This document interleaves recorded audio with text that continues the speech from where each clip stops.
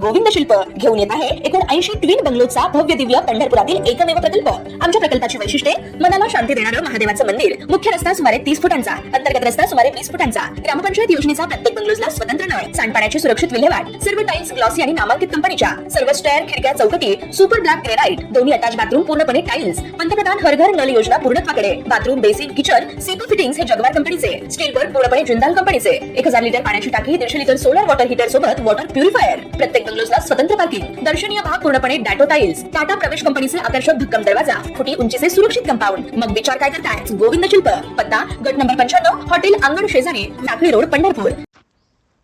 देशभरात वातावरणाचे चक्र पूर्णपणे बिघडलेले असून हवामानात सातत्याने बदल होताना दिसून येत आहेत। या बदलत्या वातावरणामुळे शेतकऱ्यांचे सर्वाधिक नुकसान होते।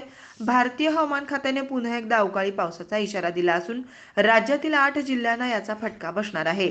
जानेवारीच्या अखेरीस किमान तापमानात घट झाल्यानंतर फेब्रुवारीमध्ये पुन्हा हवामान बदलले। फेब्रुवारीच्या दुसऱ्या आठवड्यात विदर्भ तसेच मराठवाड्यात गारपिटीसह मुसळधार पावसाने हजेरी लावली। त्यामुळे रब्बी हंगामातील गहू आणि हरभरा या मुख्य पिकांचे मोठ्या प्रमाणात नुकसान झालं। गारपिटीसह झालेल्या जोरदार पावसाने शेतकऱ्यांच्या हातातोंडाशी आलेला घास हिरवला गेला। आता पुन्हा एकदा भारतीय हवामान खात्याने अवकाळी पावसाचा अंदाज व्यक्त केलाय। राज्यातील हवामानात पुन्हा एकदा बदल होणार असल्याचा अंदाज खात्याने व्यक्त केलाय।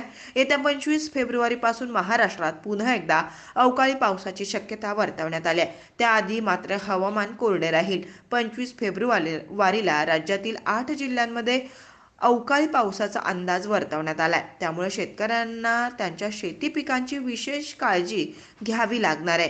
भारतीय हवामान खात्याने दिलेल्या माहितीनुसार येत्या रविवारी विदर्भातील काही जिल्ह्यांमध्ये अवकाळी पावसाची शक्यता आहे। अकोला, बुलढाणा, चंद्रपूर, गोंदिया, नागपूर, वर्धा, वाशिम आणि यवतमाळ या 8 जिल्ह्यांमध्ये अवकाळी पावसाचा अंदाज व्यक्त करण्यात आलाय। यवतमाळ जिल्ह्यातील 1 किंवा 2 ठिकाणी हलक्या पावसाचा अंदाज आहे। त्यामुळे विदर्भातील या संबंधित जिल्ह्यातील शेतकऱ्यांना रब्बी हंगामातील पिकांची विशेष काळजी घ्यावी लागणार आहे। ताज्या घडामोडी पाहण्यासाठी आमच्या YouTube चॅनलवरील PVR न्यूजला सबस्क्राइब करा आणि शेजारील बेल आयकॉनवर क्लिक करा।